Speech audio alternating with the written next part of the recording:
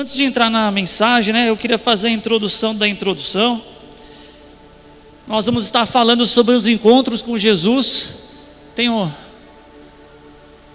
num especial de Páscoa, é a última mensagem que nós estaremos falando sobre os encontros com Jesus, voltado a essa semana que discorremos aí o mês de abril inteiro, falando sobre a Páscoa. Nós começamos lá no livro de João, no capítulo 13, quando o Quito ministrou sobre a última ceia, e falou sobre a última ceia, sobre Jesus servindo os discípulos, sobre a comunhão com eles ali, naquele momento memorável. Depois nós fomos para a cruz, e falamos sobre os dois ladrões da cruz, estávamos lá pregados com o Senhor Jesus, um à esquerda, outro à direita. Nesse dia eu havia ministrado em Lucas 23, depois o Quito falou sobre a ressurreição do Cristo em Lucas 24, começo de Lucas 24, e pegou a parte da ressurreição do Senhor, quando Jesus ressuscita, e as mulheres ficam surpresas com tudo aquilo que havia acontecido, com aquele evento que havia acontecido. Então, nesse especial de Páscoa, nós vamos finalizar agora falando um pouco, dando sequência em Lucas 24. Você já pode abrir a sua Bíblia, no capítulo 13 em diante. Nós vamos falar sobre o conhecido como os dois discípulos a caminho de Emaús. E se eu fosse dar um tema a essa ministração, eu diria que chamaria de Emaús, vírgula, uma caminhada de ressignificação. Uma caminhada onde os discípulos precisaram ressignificar alguma coisa, trazer algumas coisas à memória, precisaram ter um novo encontro com o Senhor, para que eles voltassem a ter esperança, numa caminhada de desesperança, numa caminhada de tristeza. Então acompanhe comigo aí, em Lucas 24, 13. Naquele mesmo dia, dois deles estavam indo para um povoado chamado Emaús, a 11 quilômetros de Jerusalém. No caminho, conversavam a respeito de tudo o que havia acontecido. Enquanto conversavam e discutiam, o próprio Jesus se aproximou e começou a caminhar com eles, mas os olhos deles foram impedidos de reconhecê-lo. Ele lhes perguntou: sobre o que vocês estão discutindo enquanto caminham? Eles pararam com os rostos entristecidos. Um deles, chamado Cleopas, perguntou-lhe: você é o único visitante em Jerusalém que não sabe das coisas que ali aconteceram nesses dias? Que coisas? Perguntou Jesus. O que aconteceu com Jesus de Nazaré? Responderam eles. Ele era um profeta poderoso em palavras e em obras diante de Deus e de todo o povo. Os chefes dos sacerdotes e as nossas autoridades o entregaram para ser condenado à morte e o crucificaram. E nós esperávamos que era ele que ia trazer redenção a Israel. E hoje é o terceiro dia desde que tudo isso aconteceu. Algumas das mulheres entre nós nos deram um susto hoje. Foram de manhã bem cedo ao sepulcro e não acharam o corpo dele. Voltaram e nos contaram que tinha tido uma visão de anjo, que disseram que ele está vivo. Alguns dos nossos companheiros foram ao sepulcro e encontraram tudo exatamente como as mulheres tinham dito, mas não viram. Ele lhes disse: como vocês custam a entender e demoram a crer em tudo que os profetas falaram? Não devia o Cristo sofrer estas coisas para entrar na sua glória? E começando por Moisés e todos os profetas, explicou-lhes o que constava a respeito dele em todas as Escrituras. Ao se aproximarem do povoado para o qual estavam indo, Jesus fez com quem ia mais adiante, mas eles insistiam muito com ele: fique conosco, pois a noite já vem, o dia está quase findando. Então ele entrou para ficar com eles. Quando estava à mesa com eles, tomou o pão, deu graças, partiu e deu a eles. Então os olhos deles foram abertos e o reconheceram, e ele desapareceu da vista deles. Perguntaram-se um ao outro: não estava ardendo os nossos corações dentro de nós enquanto ele nos falava no caminho e nos expunha as Escrituras? Levantaram-se e voltaram imediatamente para Jerusalém. Ali encontraram os 11, os que estavam com eles reunidos, que diziam: é verdade, o Senhor ressuscitou e apareceu a Simão.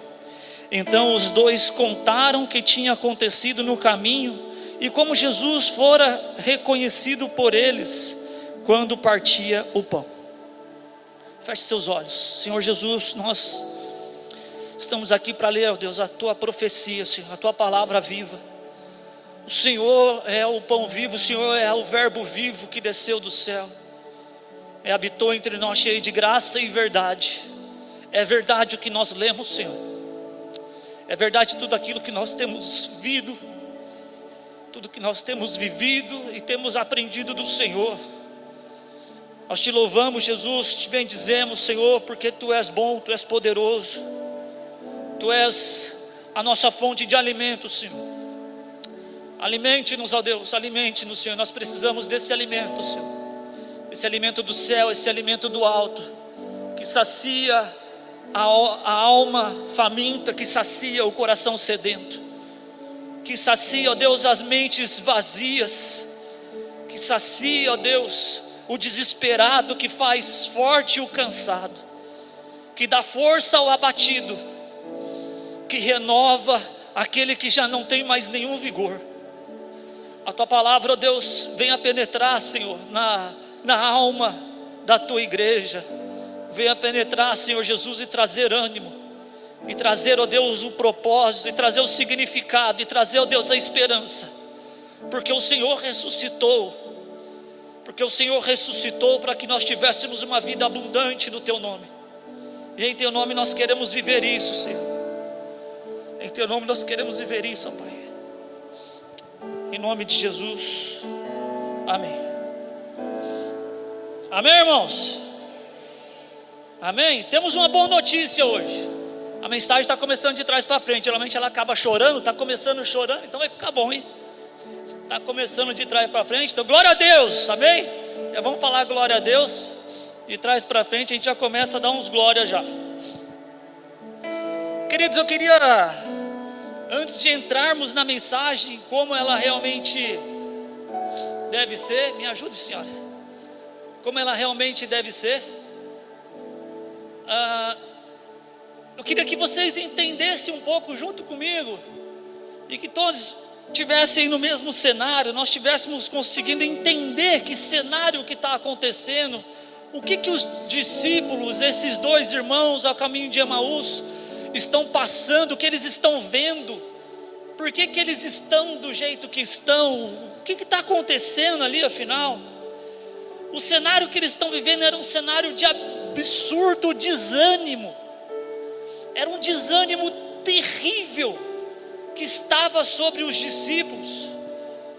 Eles estavam murchos, eles viram o Cristo ser crucificado, e aqui nós vimos no texto que eles se esquecem. Jesus chama a atenção deles: meus, como vocês são rápidos em esquecer das promessas, como vocês esquecem e se perdem, como vocês parecem com o Glauco, né?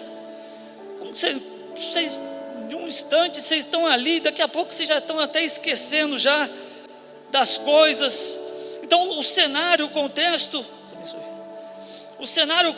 é esse, de frustração, de perda, de abatimento. Cristo havia sido morto, o corpo dele sumiu. Olha que loucura. Eles estavam tão desesperados que eles ficaram mais preocupados ainda quando viram que o corpo sumiu. Meu Deus, agora o corpo sumiu. Ele falou que ia ressuscitar e agora nem corpo tem mais.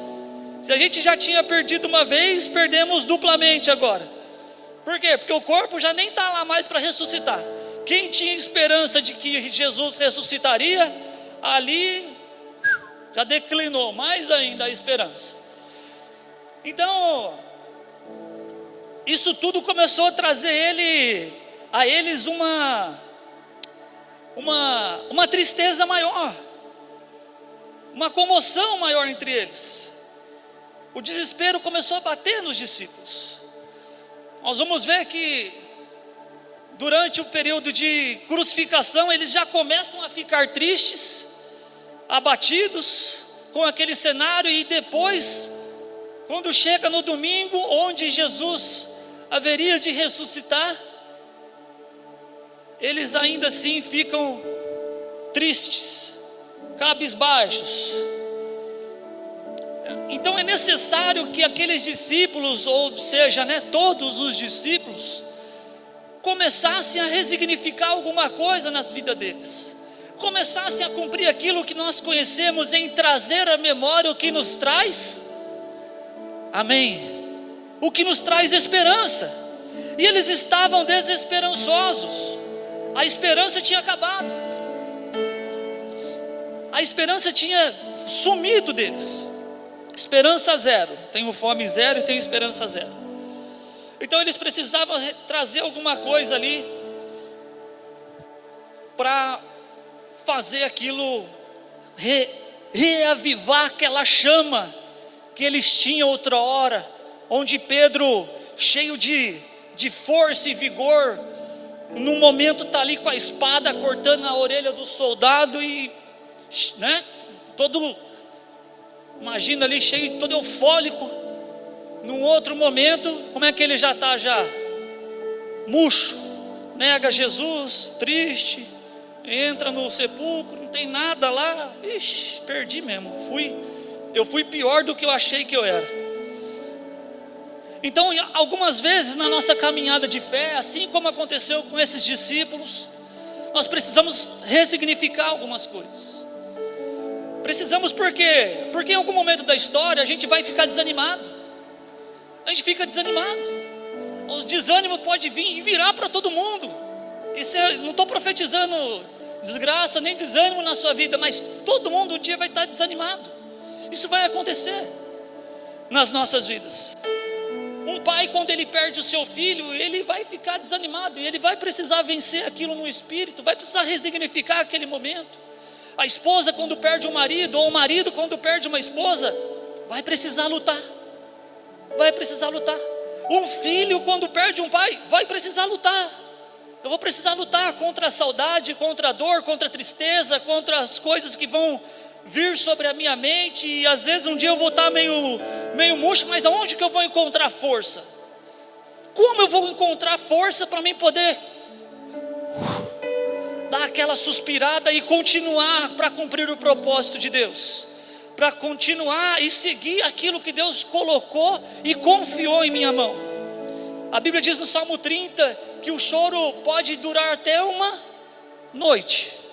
Uma noite o choro vai durar, vai ter a noite que eu vou ter que rasgar a noite chorando, e boa sorte. Mas a alegria, ela vai precisar vir no dia seguinte, amém? Amém? Esses discípulos perderam a alegria, eles não encontravam alegria, e já tinha passado a sexta-feira da crucificação, já havia passado o sábado de luto, e no domingo a esperança da ressurreição começa a minguar, começa a desfalecer. E eu queria que dentro desse contexto, olhando para este cenário, você entendendo como que esses discípulos estavam, entendendo que eles perderam o Salvador, e não o Salvador das suas almas, eles perderam o Salvador que iria tirar o povo de um governo e ia trazer um novo reino para aquele lugar. Eles contavam com um reino terreno. Eles esperavam que o Cristo que ficou com eles fosse o novo rei, e entrasse em Jerusalém com um cedro, uma capa, uma coroa na sua cabeça, e declarasse ali que ele, a partir daquele momento, iria assumir o reinado. E ao invés disso,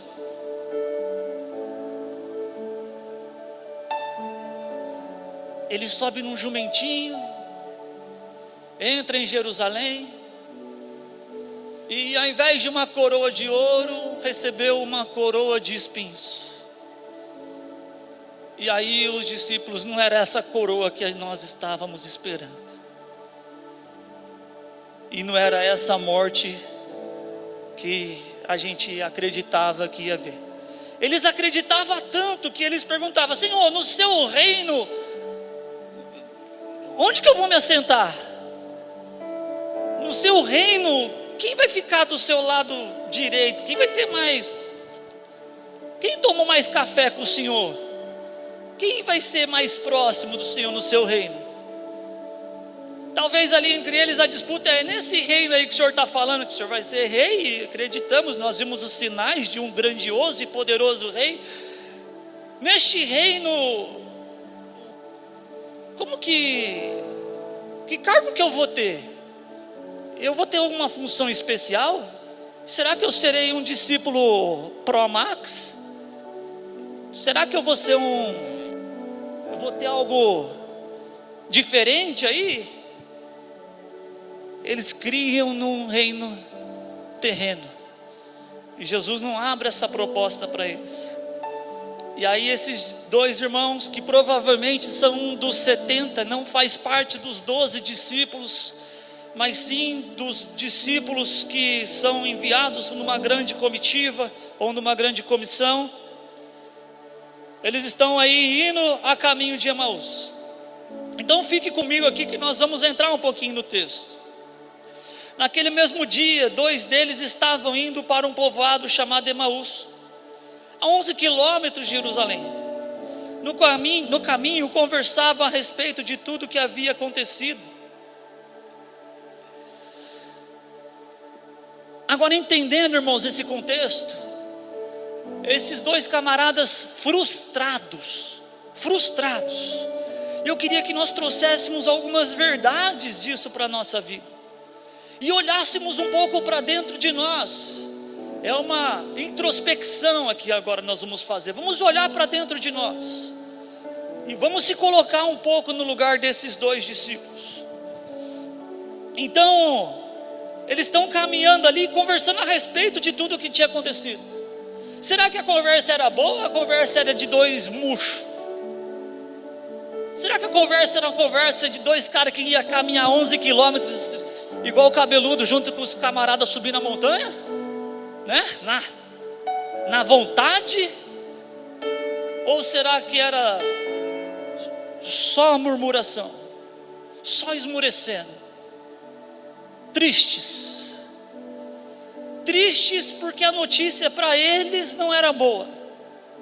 A princípio ainda não era boa. Estava lá, murcho. E aí, qual que é o grande problema disso? O grande problema é que quando você vai caminhar junto com alguém que é capaz de estar desanimado mais do que você, não que você fique desanimado, mas que está mais desanimado do que você, a chance de você conseguir dar um up e sair desse seu momento de frustração e de desânimo, ela vai para margens negativas. Ela não é de 5, 10, não é, ela é negativa. Aliás, como pode um cego guiar outro cego? Isso está em Lucas capítulo 6. Não haveria então ambos de cair dentro de um precipício? E aí eu queria abrir um parênteses e perguntar: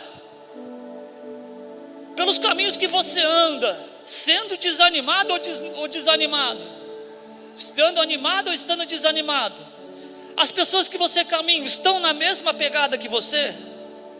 Estão com o mesmo pensamento e indo para o mesmo lugar que você? Tem o mesmo objetivo de vida que o seu? Ou seriam pedras de tropeço para te afastar do objetivo que o Senhor tem para a sua vida? Será que estão animados? ou está andando um cego guiando outro cego. Independente onde a gente ande, por onde a gente ande, nós estamos sendo discípulos de alguém e fazendo alguns discípulos de nós. Isso é um fato, não tem como. Andando por onde quer que nós andemos, nós estamos fazendo discípulos. O Senhor Jesus deixou uma missão para a igreja: ide por todo mundo, pregai o evangelho e fazei discípulos.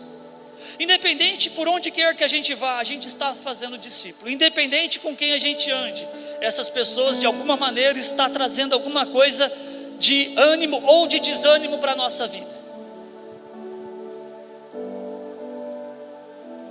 E aí estava lá os dois caminhando, um cego guiando o outro cego, murcho, triste. Você viu? Mataram, ainda roubaram ainda o corpo lá. Simão viu a mesma coisa, ele entrou lá dentro lá e viu que já não tinha mais nada. Então, e agora? Sei lá, vamos indo aí para Emaús aí, vamos dar uma caminhada, vamos ver o que a gente vai encontrar naquele lugar lá. Quem sabe lá tem pelo menos umas águas quentes lá para a gente refrescar, uma aguinha termal ali, um negocinho mais fresco. Então aqueles discípulos, eles estavam seguindo uma caminhada, indo para um lugar, com o seu propósito desvirtuado, com o seu propósito um pouco fora daquilo que o Senhor havia para a vida deles, tentando um ao outro motivar. Poderia um cego guiar outro cego? Não cairão os dois no buraco?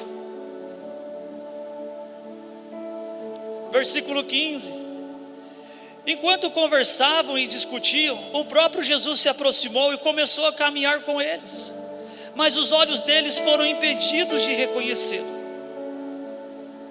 Olha uma outra situação. Estão caminhando, conversando e discutiam, e aí Jesus chega. Não foram capazes de identificar quem havia chegado, e Jesus começou a caminhar junto com eles, e os olhos deles impedidos de enxergar. Qual que é a grande dor de você estar numa caminhada sem Jesus? É você estar numa caminhada, Jesus querer ser participante da sua mesa, querer ser participante de um momento com você, e você não ser capaz de identificá-lo, que Ele está querendo entrar dentro da sua casa, dentro da sua vida. É quando você toma as rédeas da sua própria vida e fala: eu vou me guiar para onde quer que eu vou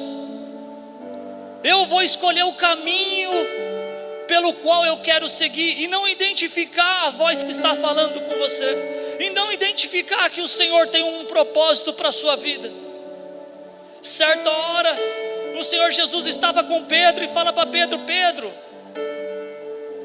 por algum momento você andou por caminhos que você quis, viveu a sua vida do jeito que você queria, mas vai chegar um tempo que outro te cingirá e vai te levar por caminhos que você não gostaria nem sequer de ir, mas vai chegar um outro que vai assumir o controle e a direção da sua vida. Pedro, você por muito tempo foi guiado pela sua própria vontade, mas a partir de um momento, Pedro, o Espírito Santo te guiará. A partir de um momento, o Espírito Santo vai te lembrar as coisas que você tem visto e ouvido acerca de mim. Vai chegar um momento, Pedro, que o Espírito Santo vai colocar pregações e mensagens na sua boca e no seu coração. Mas você, Pedro, você já não terá mais a sua vida como preciosa. O apóstolo Paulo entendeu bem isso e disse: eu já não tenho mais a minha vida como preciosa, mas a Cristo como precioso. Eu não vou viver mais o que eu quero viver, mas o Cristo que habita em mim. Irmãos, para quem não sabe para onde vai, qualquer caminho serve. Meu Deus, esses discípulos estavam vivendo isso, perdidos na vida e no mundo, não sabia qual era o melhor caminho. Então vamos para onde? Vamos para Emaús. Vamos para Emaús. Eu não sei para onde eu vou, qualquer caminho serve. Eu não sei qual é a rota que eu devo seguir, qualquer proposta eu aceito. Mas o que tem para hoje? Tanto faz, deixa a vida me levar. Coisa nenhuma, irmãos. Nós somos guiados pelo Espírito, amém? Amém? Se somos guiados pelo Espírito, nós vamos fazer a vontade do Espírito. A carne já não terá mais poder sobre nós. Nós vamos lutar esta guerra contínua. Não discernir a voz do Espírito é andar com Jesus, mas com a motivação errada.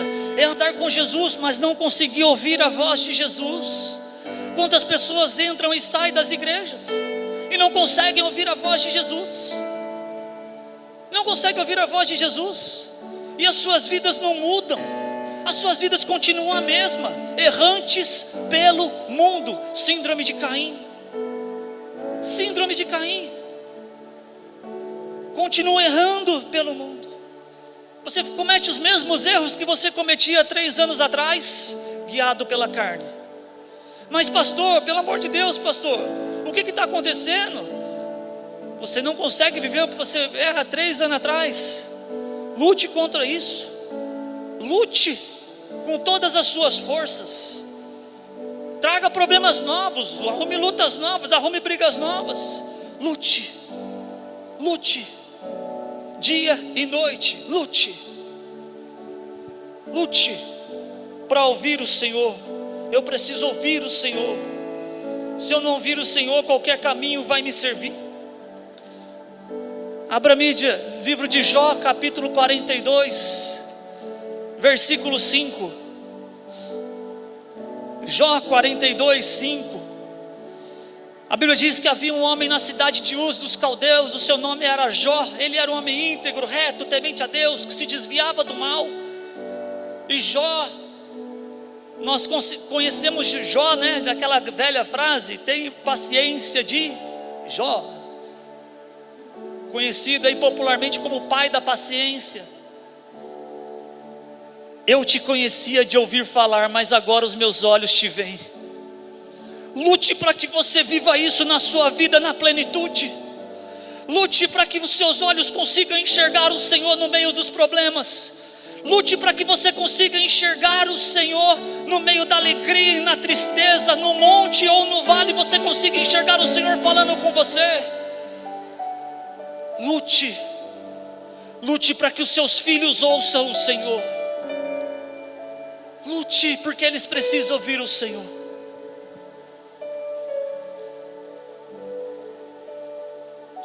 Versículo 6 de Jó. Por isso, menosprezo a mim mesmo e me arrependo no pó e na cinza. Meu Deus. Então, nessa vida de Jó, ele, depois de passar por tudo que ele passou, de ressignificar muitas coisas, de perder esposa, de perder filhos, de perder campos, de perder animais, de perder colheitas, de perder terras, o Senhor restitui tudo na vida de Jó. E Jó não se vangloria disso. A alegria e o contentamento que traz para Jó é: eu aprendi a ter intimidade com o Senhor. Eu aprendi a ter intimidade com o Senhor.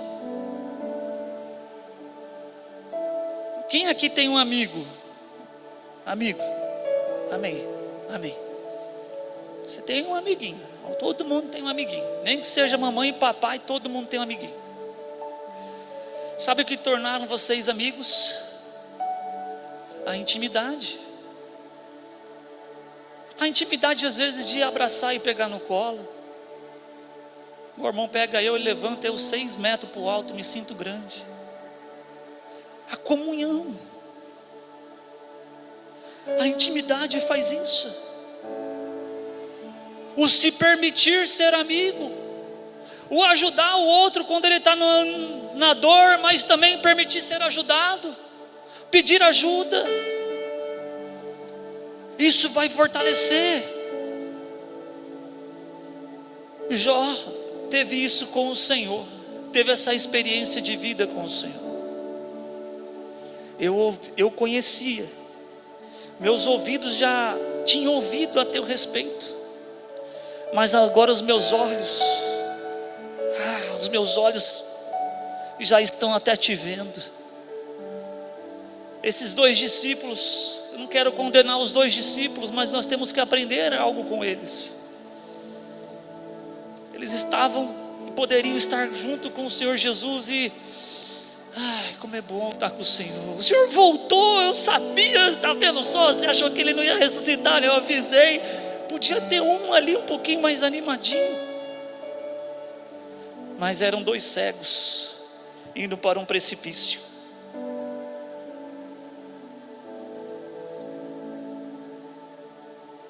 E aí Jó, quando entende, e os seus olhos enxergam o Senhor, menosprezo a mim mesmo e me arrependo no pó. Eu menosprezo a mim depois que eu encontrei o Senhor e contemplei, não só de ouvir falar, mas agora de andar com Ele. Eu estou vendo o quão pequeno eu sou. A mesa promove isso, irmãos. A mesa promove isso. Jesus outra hora estava com os discípulos e falou: um vai me trair, um de vocês vai me trair. Houve uma comoção e um olhou para a cara do outro: e sou eu? Senhor, mas sou eu que vou trair o Senhor? Mas eu preciso olhar para mim. Na mesa com Jesus eu não olho para o outro para condenar, na mesa com Jesus eu olho para mim. Jó teve a mesma experiência. Quando ele começou a andar junto com o Senhor, ele parou de olhar para o periférico e tudo que ele havia conquistado e ganhado e restituído sobre a vida dele, e falou assim: o quê? Por isso mesmo eu menosprezo a mim mesmo e me arrependo no pó e na cinza. Agora eu sei quem eu sou. Por quê? Porque os meus olhos conseguem contemplá-lo. Agora eu sei quem eu sou. Estou olhando para dentro de mim. Olhando para dentro de mim fica fácil lutar. Quando eu consigo chegar perto do Senhor e eu realmente conhecê-lo, as outras coisas perdem o sentido. As outras coisas perdem o sentido. Ah, Senhor. Versículo 17 de Lucas 24. Ele lhes perguntou: sobre o que vocês estão discutindo enquanto caminham? Eles pararam com os rostos entristecidos. Olha só, a tristeza faz a gente parar, irmãos. O choro dura uma noite. Para e chora, chora, para e chora. O choro é livre, chorar é livre, não é pecado não, amém? Chorar não é, fala para o irmãozinho do lado aí, chorar não é pecado. Não chora, chora bebê, chora. Homem chora, irmãos? Homem não chora. Homem o quê? Isso aí. Homem não chora, homem urra. Então eu tá com o rostinho triste, ficou tristinho, ficou triste, e aí parou. Aí é uma pergunta: o que aflige o teu coração? O que faz você parar? O que faz você parar de seguir aquilo que Deus colocou no seu coração? Deus te deu um sonho, Deus te deu um projeto, te deu um propósito, te deu às vezes um plano lindo e maravilhoso. Mas o que faz você parar? O que te trava? Rosto triste, rosto entristecido, fez os dois pararem. Um deles, chamado Cleopas, perguntou-lhe: você é o único visitante em Jerusalém que não sabe das coisas que ali aconteceram nesses dias? Que coisas? Perguntou Jesus. Jesus é lindo, né? Olha como ele é lindo. Habla to me. Cadê a Aninha? Habla to me. Fala comigo, filho. Que coisas? O que aconteceu? O que aconteceu? Não estou entendendo. Fala. Fala.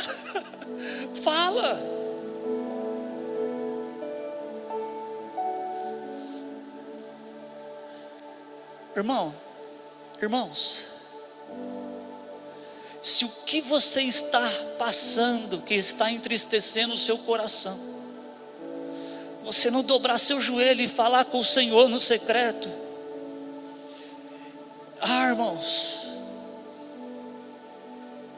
irmãos, desculpa, é cinzeiro de moto. Para que serve um cinzeiro de moto? Não serve para nada, irmãos. Se você não abaixar o seu joelho, não orar no seu quarto ali e chorar aos pés do Senhor e falar para Ele. Jesus sabia o que entristecia o coração daqueles discípulos e falou: fala para mim, fala o que aconteceu nesses dias que vocês estão tão tristes. Era nítido que eles estavam tristes e desesperados. Era nítido e claro que o Senhor sabia o que acontecia com eles. Mas deixa eu fazer o meu papel pastoral aqui e perguntar para você: você tem falado com Jesus sobre os seus desesperos, ou você só conta para o seu amiguinho? Você tem falado para Jesus? Fala: Jesus, eu estou no desespero aqui, Senhor. Eu não sei se o cabelo vai crescer, se o Renan vai continuar me zoando. Está aqui, parece que está vindo, mas eu não sei até onde vai. Até quando, irmãos? Até quando você vai chorar para a pessoa errada? Até quando? O que te falta para chegar no seu quarto em secreto e falar com seu pai em secreto e deixar ele em secreto te responder? Eu quero namorar, mas eu vou falar com Jesus? Não, porque vai que ele fala não, né? Eu quero só ouvir só o que Jesus valide na minha vida. O que for para ele validar, eu vou perguntar. O que eu não quero que ele invalide, eu não vou nem perguntar.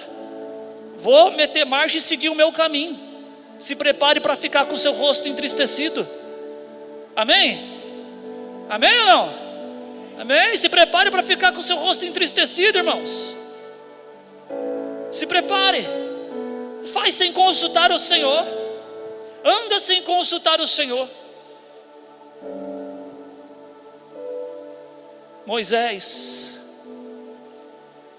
depois de vivenciar grandes coisas com o Senhor, ainda assim ele tinha tempo, sabendo que estava cumprindo o propósito de Deus, estava seguindo a vontade de Deus. Ainda assim ele olha para o céu e fala: se o Senhor não for conosco, não permita que sigamos adiante. Amém ou não? Se o Senhor não for conosco, não permita que sigamos adiante. Isso tem poder, irmãos. Isso tem poder. Esta palavra, ela é viva e eficaz.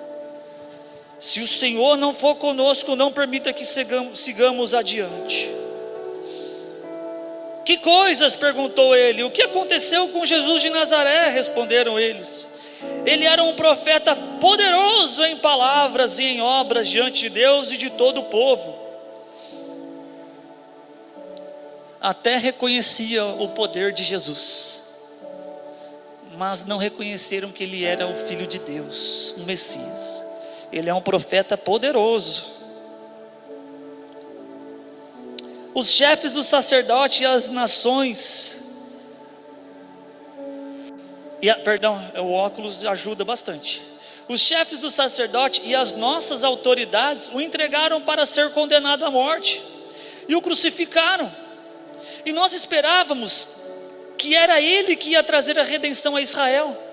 Hoje é o terceiro dia desde que tudo aconteceu. Algumas das mulheres entre nós deram um susto hoje na gente. Foram lá de manhã bem cedo ao sepulcro e não acharam o corpo dele. Voltaram e nos contaram tudo que tinham tido uma visão de um anjo, que disseram que ele está vivo. Alguns dos nossos companheiros foram ao sepulcro e encontraram tudo exatamente como as mulheres tinham dito, mas não o viram. Esse mas aqui é terrível, né? Mas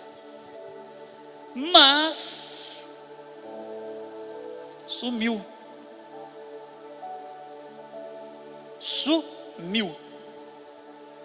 Essa era a perspectiva e a visão desses dois discípulos a caminho de Emaús. Essa é a ótica deles, narrando todo aquele acontecimento maravilhoso que nós falamos nessas últimos 3 e entrando agora no 4º domingo da semana de Páscoa. Essa é a visão dele. O ponto de vista deles está muito parecido com os espias. Vai 10 olhar um cenário, 8 olha e fala: vixe, deu ruim.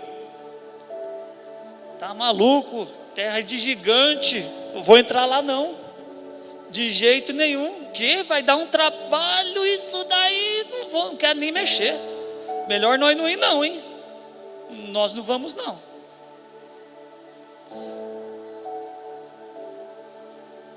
Na lei da probabilidade ali, mas tem uns 20% ainda que olha e fala: ah, mas se o Senhor deu essa terra para nós, mas se o Senhor for conosco, esse mar vai virar um laguinho. Quem está entendendo? Amém, irmãos? Se o Senhor for conosco, qual é o problema? Se o Senhor for conosco, já foi, irmãos, já foi. Se o Senhor for conosco, perderam a expectativa.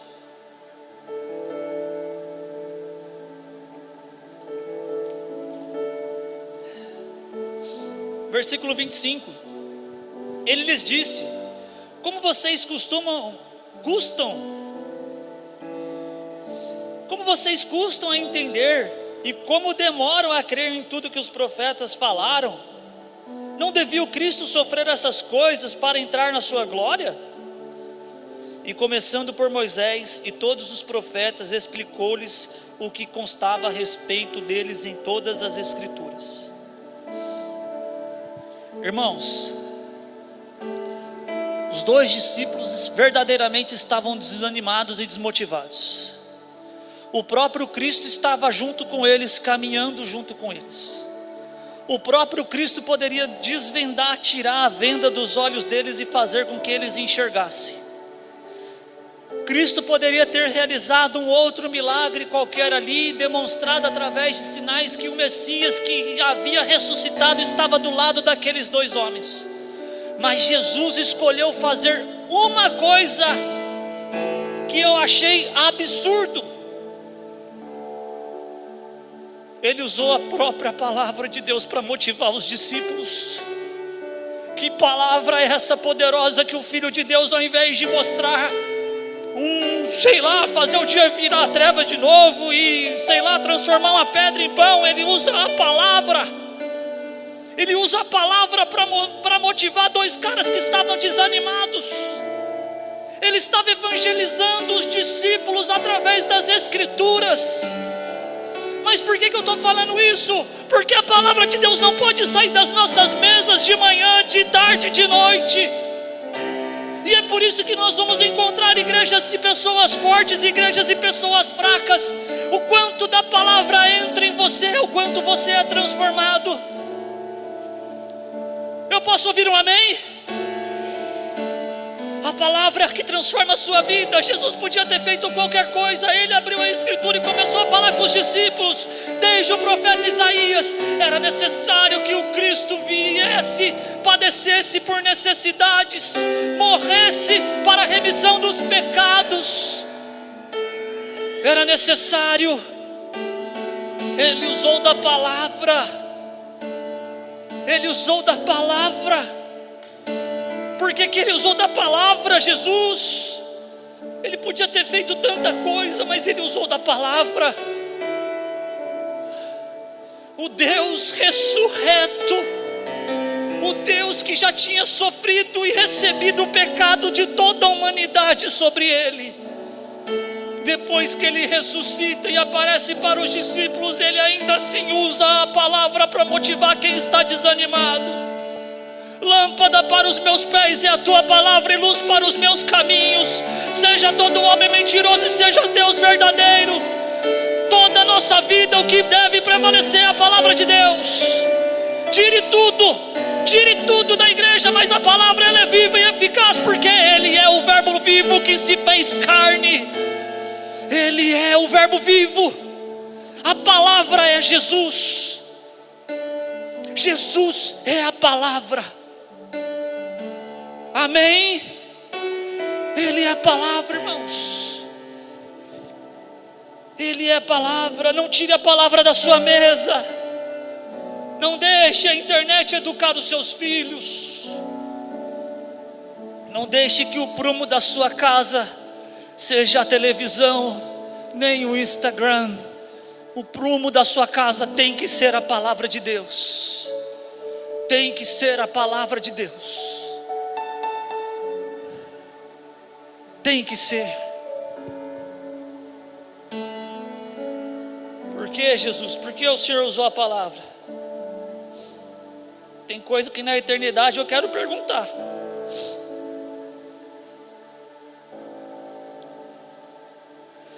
Qual foi a última vez que você fez o uso da palavra para orientar a sua vida? Qual foi a última vez que você usou a palavra para nortear a sua vida sobre o que você vai fazer? Qual foi a última vez?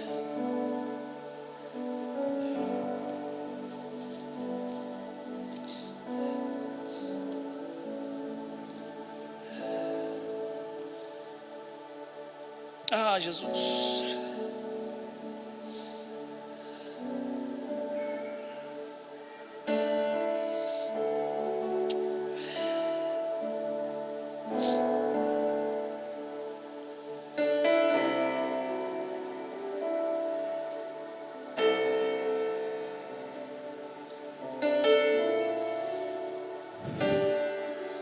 Versículo 28. Ao se aproximarem do povoado para o qual estavam indo, Jesus fez como quem ia mais adiante. Mas eles insistiram muito com ele: fique conosco, pois a noite já vem, o dia já está quase se findando. Então ele entrou para ficar com eles. Quando estava à mesa com eles, tomou o pão, deu graças, partiu e o deu a eles. Então os olhos foram abertos e o reconheceram, e ele desapareceu da vista deles.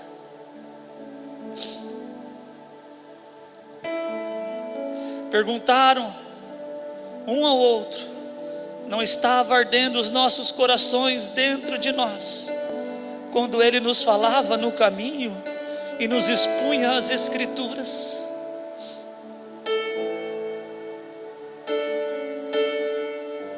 Irmãos,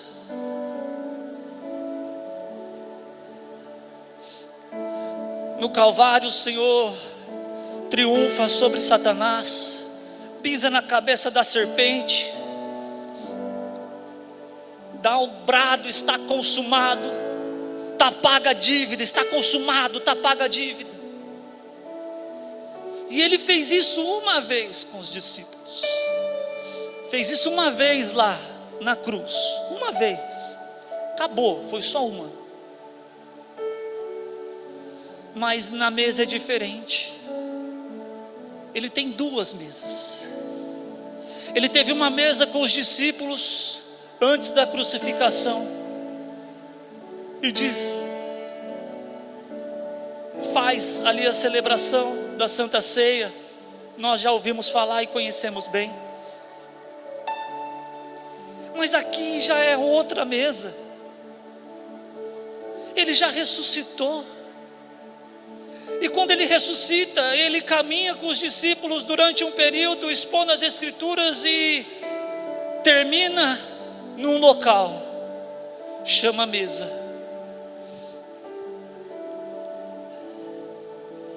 E na mesa acontece um outro milagre.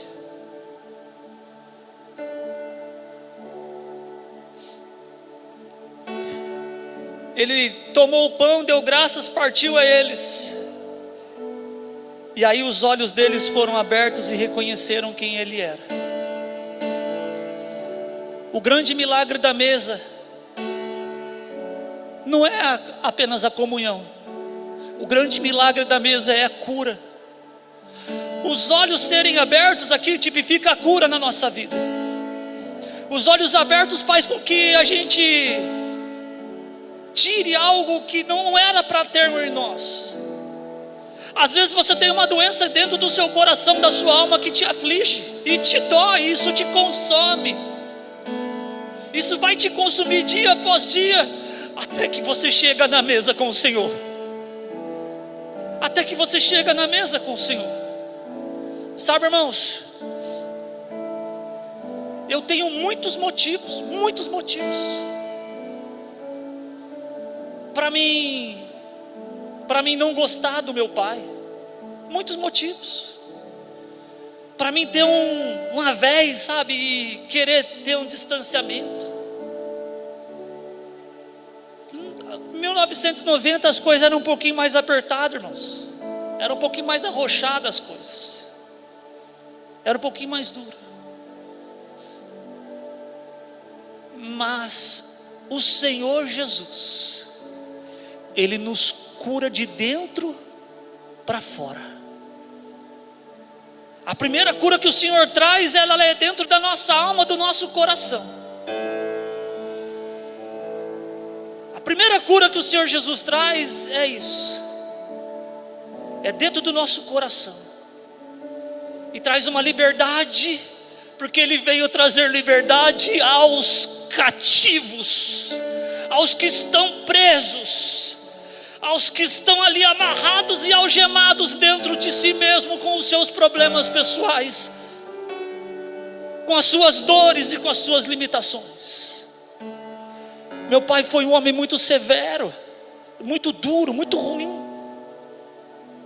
O porquê é outra história. Não nos deu coisas boas. Eu só tenho uma coisa para falar para ele quando eu falo com ele, praticamente todos os dias: benção, pai, eu te amo. Eu te amo. Ah, irmãos, o amor, ele cobre uma multidão de pecados, saiba disso. O amor cobre. O amor tudo suporta. O Senhor Jesus leva aqueles discípulos para a mesa para trazer sobre a vida deles um novo significado. O Senhor Jesus, Ele quer curar você. Ele quer trazer cura para dentro da sua alma. Então, quando estavam sentados à mesa, Ele tomou o pão, deu graças, partiu, e aí eles foram curados, os seus olhos foram abertos e reconheceram. E aí então, depois da cura, o Senhor desaparece. E aí começaram a perguntar um outro: não estava ardendo os nossos corações quando Ele nos expunha as Escrituras? Sabe por que quando nós lemos a palavra, e a palavra é ministrada domingo após domingo, você sente o seu coração arder e queimar? O nome disso é cura.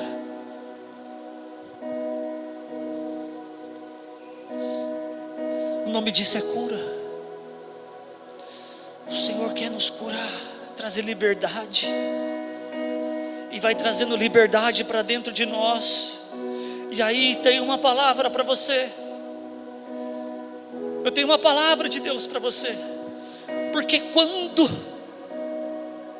o Filho vos libertar, vós verdadeiramente sereis livres. Ele não veio nos aprisionar, Ele veio nos trazer liberdade. E isso é o Evangelho, é ter liberdade no Espírito, é ter liberdade na alma, é liberdade no coração, é ter liberdade e não ter uma prisão dentro de nós. Nós não somos aprisionados, nós somos livres. Há uma liberdade singular. O Ministério de Louvor pode subir à frente. E aí no versículo 33, para a gente ir caminhando para o final,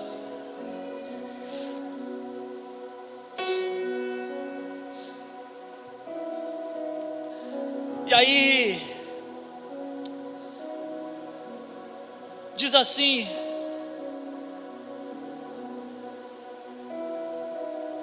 levantaram-se e voltaram imediatamente para Jerusalém.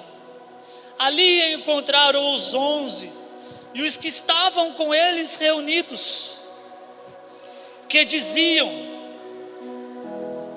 é verdade, o Senhor ressuscitou e apareceu a Simão.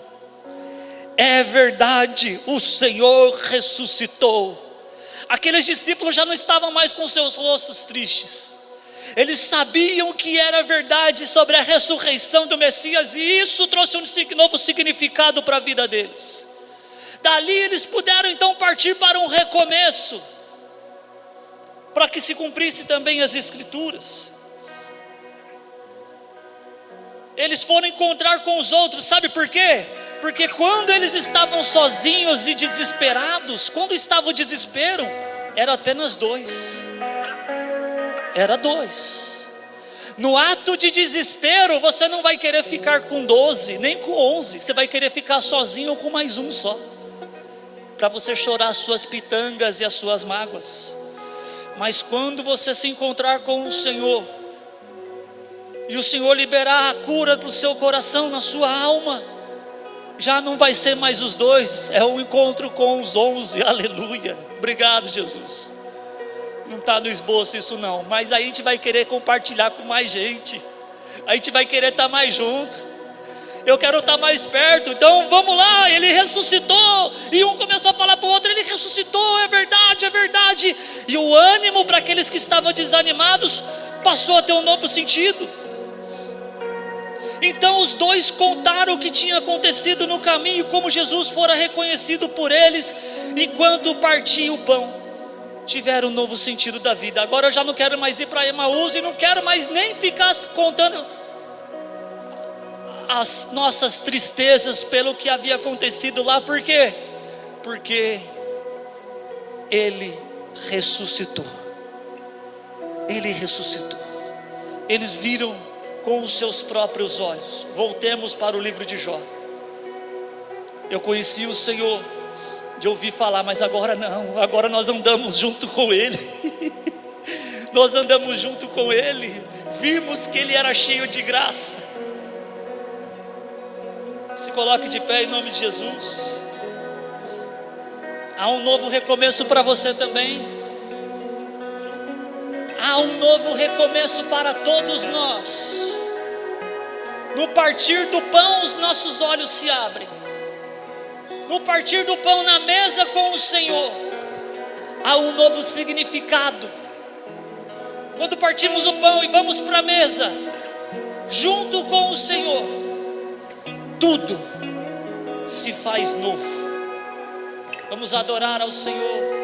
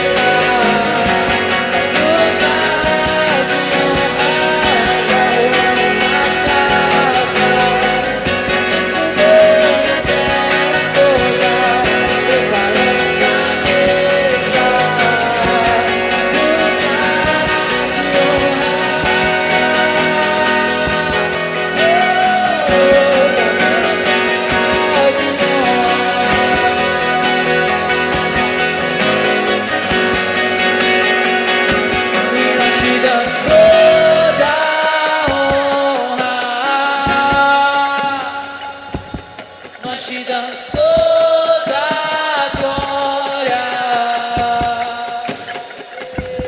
A Cordeiro que foi morto, mas ressuscitou. A Cordeiro que foi morto, mas ressuscitou. Todos juntos, nós te damos toda a honra. Nós te damos toda a glória. A Cordeiro que foi morto, mas ressuscitou. A Cordeiro que foi morto, mas ressuscitou. A Cordeiro que foi morto, mas ressuscitou. A Cordeiro que foi morto, mas ressuscitou. Irmãos, vamos caminhar para o final, mas eu gostaria que o entendimento continuasse sobre você. Enquanto falaram isso, versículo 36, o próprio Jesus apresentou-se entre eles e disse: paz seja com vocês. Ele aparece depois para todos os discípulos que estavam na mesa. Versículo 45. Então lhes abriu o entendimento para que pudessem compreender as Escrituras. Ele lhes disse: está escrito que o Cristo haveria de sofrer e ressuscitar dos mortos no terceiro dia, e que em seu nome seria pregado o Evangelho, pregado o arrependimento para perdão de pecados a todas as nações, começando por Jerusalém. Vocês são testemunhas destas coisas. Eu lhes envio a promessa de meu Pai, mas fiquem na cidade até serem revestidos de poder do alto. Tendo-os levado até a proximidade de Betânia, Jesus levantou as mãos e os abençoou. Estando ainda a abençoá-los, ele os deixou e foi elevado ao céu. E aí então, versículos 52 e o 53. Então eles adoraram e voltaram para Jerusalém com grande alegria, diz a palavra de Deus. Eles adoraram e voltaram para fazer aquilo que o Senhor ordenara sobre ficar em Jerusalém até serem revestidos. E o versículo 53: e permaneciam constantemente no templo louvando a Deus. Pessoas que trazem um novo sentido para a sua vida e trazem um novo significado para a sua vida, sabem para onde devem ir, sabe onde é o seu lugar. O seu lugar é aqui, no templo, louvando a Deus. Pessoas que se encontram com Jesus, e esta série de mensagens precisa terminar com este versículo. Pessoas que se encontraram com Jesus, que se encontram com Jesus, permanecem em Jerusalém com grande alegria. Por quê? Porque este é um ato de alegria. Por quê? Porque este é um momento de alegria. Cantai com júbilo ao Senhor, vós moradores da terra, e servir ao Senhor com alegria, apresentai-vos a Ele com cânticos. É assim que a igreja do Senhor ela vive. É assim que a igreja fica forte e unida. E por fim, permaneciam constantemente no templo louvando a Deus. Por quê?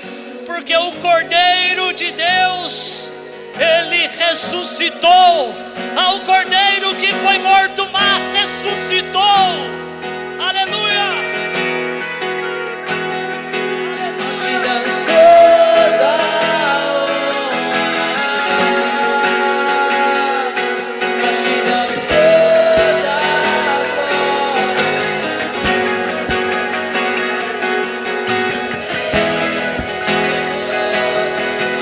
Ressuscitou. A Cordeiro